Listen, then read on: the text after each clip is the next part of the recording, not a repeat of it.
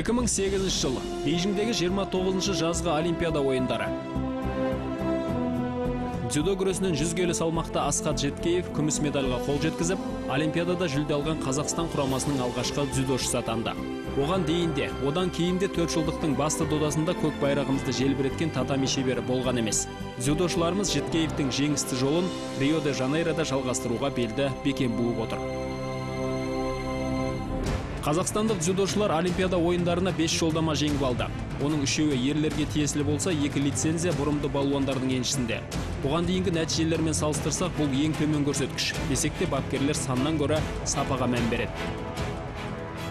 2008 жылы 4 спортшы барды Олимпиадаға, Қытай мемлекетінде Олимпиада болғанда. Сонда бір күміс медальмен Жеткеев келді. Лондонға 7 спортсмен барды, ересектер, медальсіз келді.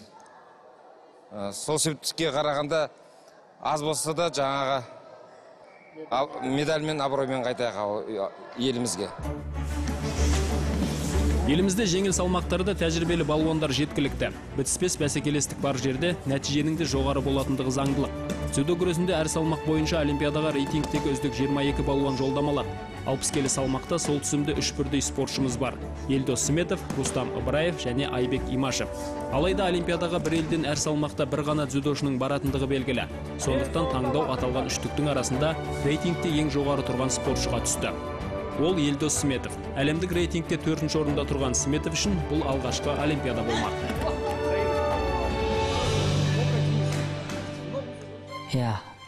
Олимпиадаға алғаш рет қатысам. 2012-де Лондон Олимпиадасында мен 18 жасар, 19 жасар бала болдым. Кішкене жасым да жетпеді, салмағым да жетпеді дегендей. Енді сәтін салып осы Риоға ала жазып барамыз, Құдай қаласа.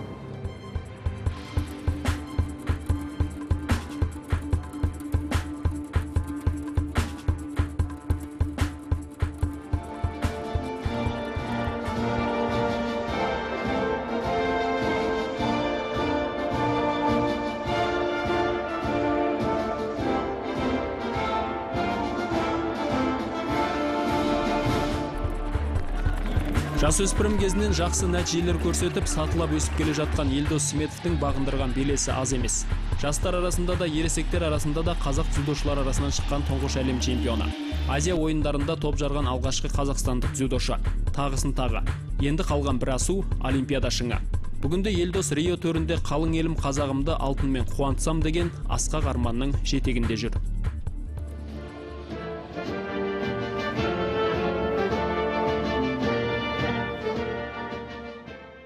Менің артымда сенетін халқым бар да, халқым бар.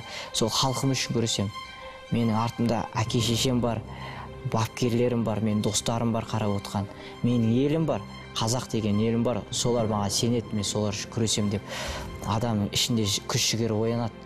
Сол үшін бұл үлкен жанкүйерлердің қолдауымен, бапкерлердің еңбегімен осындай жетістіктерге жетеді адам баласы.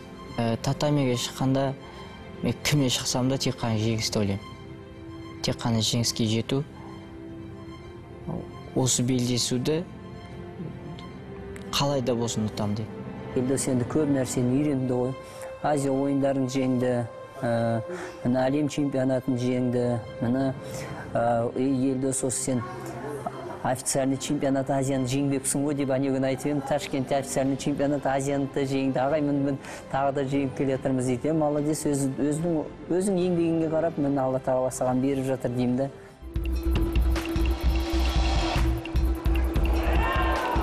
Сметовтың салмағында әлемде мықты балуандар өте көп. Рейтингтің көшін бастап тұрған кореялық Ким Бон Джин, моңғол балуаны Болт Батар Ганбат, әзірбайжандық Орхан Сапаров, жапондық Наохиса Такато, өзбек Диорбек Оразбоев. Елдос олардың барлығымен белдескен. Қарсыластарының қыр-сырына қанық. Жеңіске жетіп, есе жіберген кездері де болды.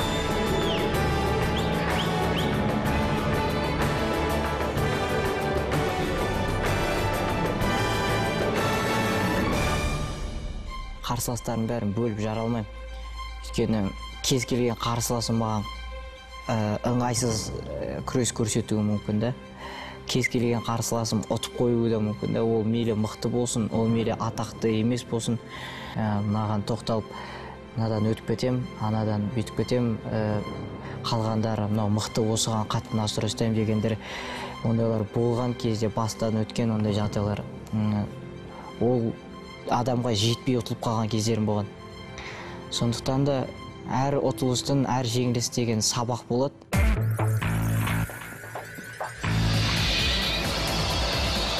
Кім қалай күресетініне дейін, кім қандай әдіс жасайтынына дейін бәрін білеміз енді. Енді әрине бәрі қазір дайындалып жатыр, әркім бір-бірін біледі деп, әртүрлі әдістер дайындап жатыр. Бізде енді әрқайсысына бір-бір әдіс дайындап жатырмыз. Бір-бір емес, бірнеше әдістен.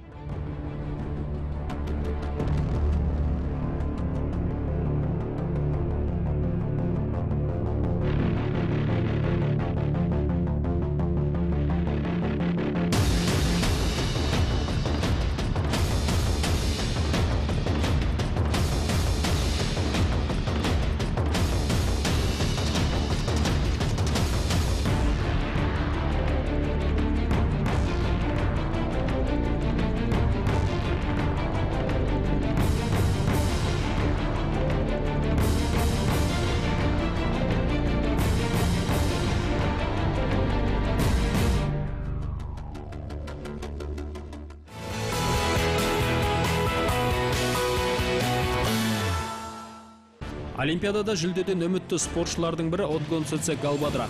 2015 жылы Қазақстан азаматтығын алған моңғол қызының басты арманы Олимпиадаға қатысып топ жару.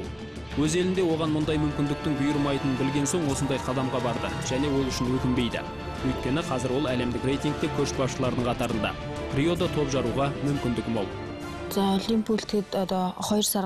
Қазір дайындық ойдағыдай өтіп жатыр. Бұл мен үшін алғашқы Олимпиада болмақ. Жолдама алғаныма қуаныштымын. Әрине оңай болған жоқ. Басты мақсатым Олимпиада алтынын алу. Сол мақсатқа жету үшін аянбай тер төгіп жүрмін. Маған осындай мүмкіндік берген Қазақстан дзюдо федерациясына үлкен алғыс айтамын. Бізге алаңсыз жаттығу жасау үшін барлық жағдайлар жасалып отыр. Құрамадағы қыздармен, жаттықтырушылармен де тез тіл табысып кеттім. Шынында да Галбадрах оқу жаттығу жиыны кезінде жан аяп қалмайды. Қара терге түсіп жаттығады. Белдесуде кеткен қателіктерді қайталамауға жұмыс істейді. Жаттығу уақытынан кейін де жеке бапкері Энх Батармен және тәжірибелі жаттықтырушы Базарбек Донбаймен бірге әдістерді қайта пысықтайды. Галбадрахтың Қазақстан құрамасы сапындағы алғашқы турнирі Астанада өткен әлем чемпионаты болды. Елорда татамиінде ол алғашқы айналымдағы кәріс қызы Жон Бокионға есе жіберген еді. Содан кейін Отгоның болашағына күмәнмен қарағандар болған. Алайда ол өзінің осал балуан еместігін дәлелдеп, қатысқан жарыстарынан жүлдесіз келмеуге бел байлады. Бір жылға жетер-жетпес уақытта Қазақстан құрамасының қоржынына жалғыз өзі 5 алтын, 1 күміс, 4 қола медаль салды. Нәтижесінде әлемдік рейтингте 3-ші орынға дейін көтерілді. Қазір соңғы тізім бойынша 6-шы сатыда тұр.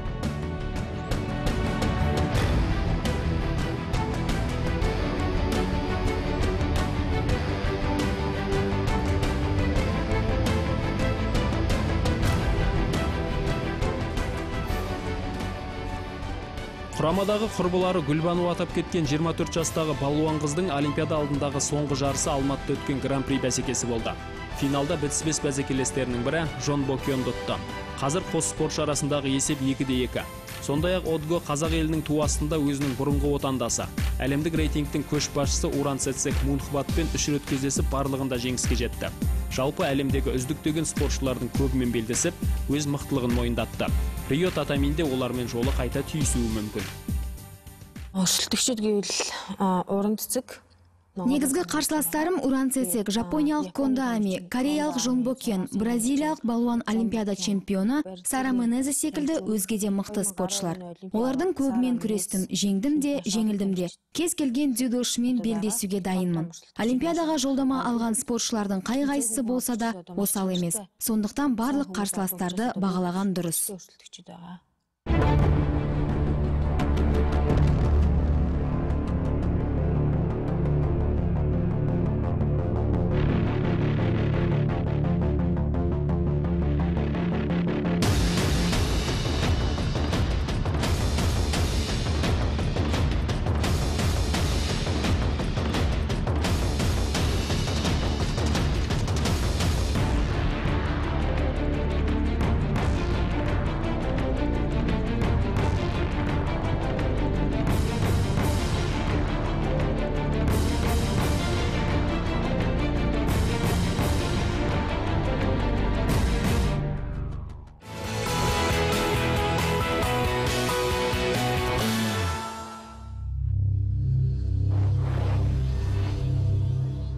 Олимпиада ойындары алдындағы соңғы Гран-при турнирі Алматыда өтті. Әлемнің 80 елінен 400-ге тарта дзюдошы Алатау бөктерінде бақ сынады. Бұл біздің балуандарымыз үшін ауадай қажет ұпайларға қол жеткізетін тамаша мүмкіндік болған еді. Алайда спортшыларымыздың көбі қолда бар мүмкіндікті пайдалана алмады. Есесіне 66 келі салмақта Олимпиадаға қай балуанның баратыны осы татами бәсекесінде шешілді. Енді толық көңіл толып отқан жоқ, шынын айту керек. Себебі біздің мақсатымыз болды мына Олимпиадаға лицензия алса екен деп. Сол енді мына 81 келідегі баламыз Қалқаманұлы алады ма деп соған көп қойып едік мақсат. Сол бала аламады. Қыбаев Дастанға қойып едік мақсат. Шынкеев Ержан, мына сүйненген мына қыздардың арасында жағы Исанова Гүлжанды. Сол енді сондай бізге берді, қолымызға осындай жарыс беріп отыр, соңғы жарыс. Сондай біз аламағанымыз енді сол өкінішті отыр да. Ал жігіттер алдағы келетін Гран-прида жеңіске жетіп, қайсымыз жеңіске жетсек те Олимпиадаға барып көк туымыз желбіретіп қайтуға Алла нәсіп етсін. Иншалла. Бәріміз бірге. Бұл салмақта әлем чемпионатының күміс жүлдегері Азамат Мұханов, Азия біріншілігінің 2 дүркін қола жүлдегері Елдос Жұмаханов және Гран-при турнирлерінің жеңімпазы Жансай Смағұлов сынды тәжірибелі дзюдошылар бар. Олардың қай-қайсысы болса да Олимпиадаға баруға лайықты. Үшеуінің де мүмкіндігі шамалас болған. Бапкерлер Алматы татамиінде қай балуан үздік нәтиже көрсетеді, сол Риоға барады деп шешкенді. Жеребе бойынша үшеуі 3 топқа түсіп, іріктеу белдесулерінде қарсыластарына дес берген жоқ. Жартылай финалда Азамат Мұханов пен Жансай Смағұловтың жолы түйісті. Екеуі үшін де бұл ең жауапты белдесу. Бір-бірінің қыр-сырын жақсы білетін қос балуан татамиде нағыз қарсыласқа айналды. Оңайлықпен бір-біріне алдыратын емес. Жабық жүріп, сауысқандай сақ күресті. Нәтижесінде жеңімпаз Шидо саны бойынша анықталып, Смағұлов финалға шықты. Жақсы дайындықта болдым, режим жақсы сақтадым, дайындалдым, жақсы. Азамат ағамызбен күрескен кезде біреуіміз бір-бірімізді сборда постоянно күресеміз, постоянно тренировка істейміз. Азамат ашылғандарды, қалай болсын солай кіргендерді Азамат ондайды қателікті кешірмейді. Я кішкене тактикам жабылу болды, қолдарымды кішкене жабылып, Азамат Балиев қатартады білесіздер. Сондай кішкене тактиканы қолдандым. Енді маған бұйырды. Екінші жартылай финалда Жұмаханов Жапон балуанына жол беріп, қазақстандық дзюдошылардың арасында Смағұловтың шоқтығы биік болды. Рейтингте онсызда командаластарының алда тұрған Жансай тағы 180 ұпай еншілеп олардан тіпті қара үзіп кетті. Бірақ ол финалда әлгі жапониялық жас спортшы Мануямадан ұтылды.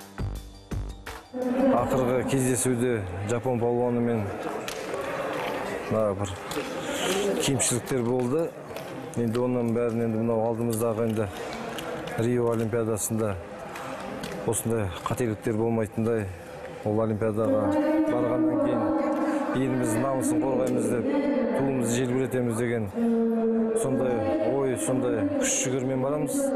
Осы бір ай бұрын Азия чемпионаты өтті Ташкент қаласында. Соған жақсы дайындықта. Өзім бірінші Азия чемпионатын күрескен. Соған жақсы тым дайындықта барып, міне Құдай қаласа Азияның чемпионы боламыз деп үміттеніп бар. Бірінші схватка иранец балуан ұтылып қалдым. Ол үшін сол кішкене бір көңілім түсіп, кәдімгідей мынаған иранец ұта алмай жатсам, ертең Олимпиадада қалай күресемін, басқа спортсмендерді қалай ұтамын, сондай кішкене ой кетті. Жарысқа шығарда өзім бір оңаша қалып, бір 10 минут, 15 минут оңаша қалып, кішкене ойланып, жиналып, кішкене өзім бір жинақы болып, сөйтіп шығам. Жансай Смағұловтың соңғы 2 жылдағы нәтижелері жаман емес. Былтыр Будапешттегі Гран-приде топ жарса, биыл Тбилисиде қола жүлдеге қол жеткізді.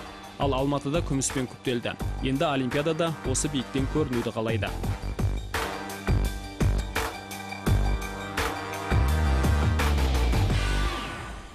Үлкен спорттағы бүкіл спортсменнің арманы жаңағы Олимпиада шыңдайды, Олимпиада қатысу, 4 жылда болатын түбірлі дода қатысу, любой спортсменнің өзінің арманы ары қарай бару.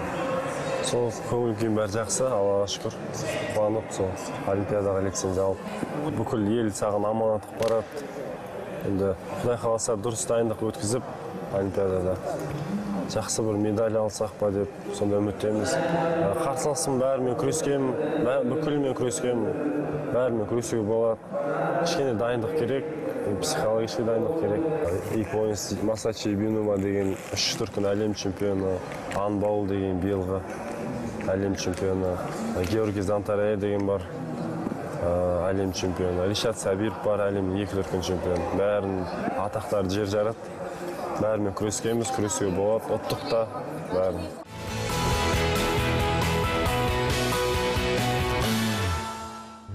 Танымалдығы жағынан әлемде футболдан кейінгі екінші орын алатын дзюдо күресінде Олимпиада ойындарына іріктеу жүйесі тым күрделі. Спортшылардың 2 жыл бойы қатысқан жарыстарының нәтижелері есептеліп, әлемдік рейтинг бойынша ерлерден 22, әйелдерден 14 үздік спортшы таңдап алынады. Сондай-ақ олардың қатарына татами иелері мен квота бойынша жолдамаға ие болған спортшылар қосылады.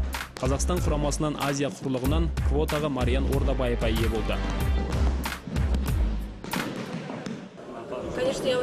Әрине, өз нәтижеме көңілім толады. Бұл менің алғашқы олимпиадам. Лондондағы ойындарға жолдама ала алмадым. Содан бері қаншама еңбек еттім. Ақыры алға қойған мақсатыма қол жеткіздім. Бұл мен үшін үлкен құрмет. Қуаныштымын, тіпті лицензия алғаныма сене алар емеспін. 63 келде белдесетін 28 жастағы балуан көздеген мақсатына соңғы сәтте қол жеткізді. Нақтырақ айтсақ, Ташкентте өткен Азия біріншілігінде.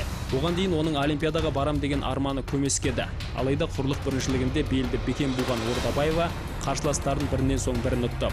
Финалда жапониялық Мегней Цуганамен кездесіп, алма-кезек табыспен өрбіген тартыста жеңісті қарсыласынан жұлып алды.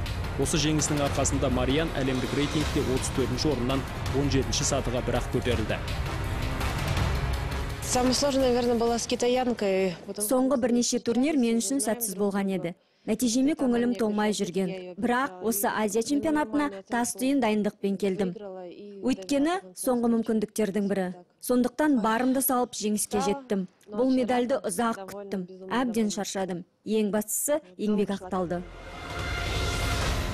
Ордабаева Алматыдағы Гран-придің екінші айналымында венесуэлалық Барриосқа есе жібергенімен рейтингтегі позициясын жоғалтпай, құрлықтық квотаға қол жеткізді. Конкуренция у меня очень хорошая. Менің салмағымда бәсекелестік өте күшті. Монголия, Словения, Франция, Куба елдерінің мықты спортшылары бар. Сондықтан бір сәтке де босаңсуға болмайды. Барымды салып күресетін боламын. Бапкеріммен бірге қазір тыңғылықты дайындалып жатырмыз. Қазақстандық жанкүйерлер спортшылардан жақсы нәтижелер күтеді. Мен де қолдан келгенше елге жүлдемен оралуға тырысамын.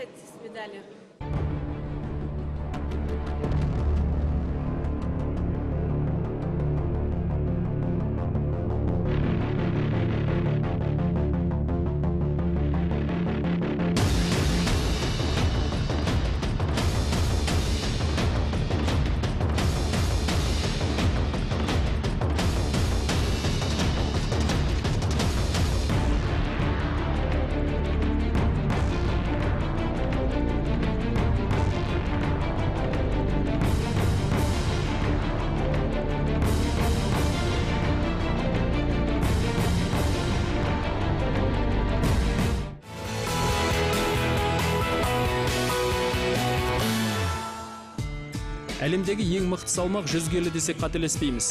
Бүгінгі таңда аталған салмақ дәрежесінде жүлдегерлерді қоспағанда 2 олимпиада чемпионы, 6 әлем біріншілігінің жеңімпазы бар. Солардың бірі Максим Раков. Қазақстандық дзюдошылардан бірінші болып 2009 жылы әлем чемпионатында топ жарған марғасқа Максим 2012 жылы Лондон олимпиадасында бақ сынаған болатын. Тұманды альбионға рейтинг бойынша нөмірі 1-ші балуан ретінде аттанған еді.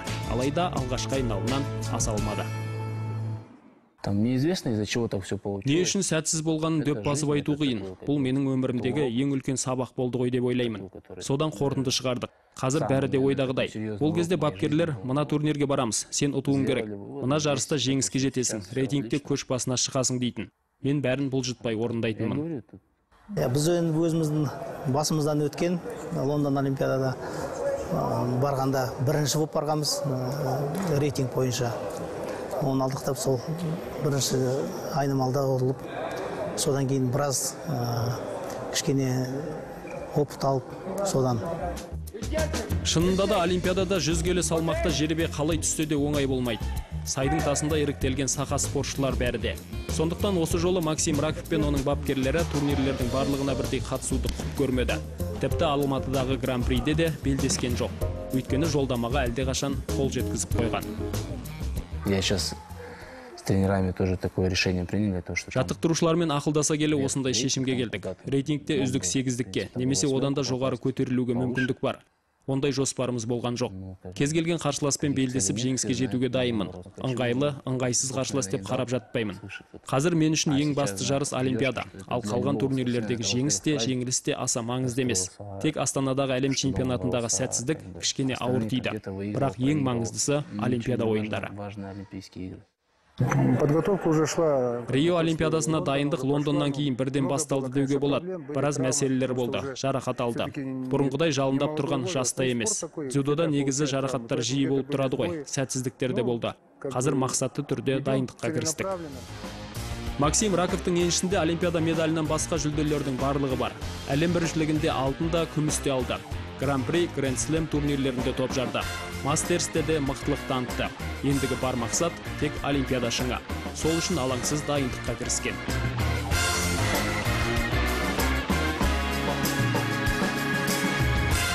Все отлично, чувствую себя хорошо. Барлығы ойдағыдай, өзімді жақсы сезініп жүрмін. Жоспар бойынша тыңғылықты дайындық жүргізіп жатырмын. Нағыз спорттық бабыма Олимпиада қарсаңында енуім керек. Көңіл күй керемет. Настроение отличное. Бәрін мен өскен үшінде, бәрін де ұтқан үшінде. Ұтылғаны да бар бәрін өзінің бір-бірімен. Ол жерде уже енді Олимпиада деген мейір сияқты емес. Нағыз ең жарыс қойды. Максимнің өзі де біраз ақылы да бар, бәрі ішінде, бәрі жетіп өзі білет не істеуін қазір шын керек. Психологически да кішкене өте дайын деп ойлаймын өзіміз. Уже салмақты, кішкене уже бәрін түсінген. Өте тәртібі мықты ғой, дисциплинасы бәр жерде. Мен өзі жасы өсіп жатқан арттағы спортсмендерге бәріне осы Максим сияқты спортсмендер болса жаман болмайды деп ойлаймын.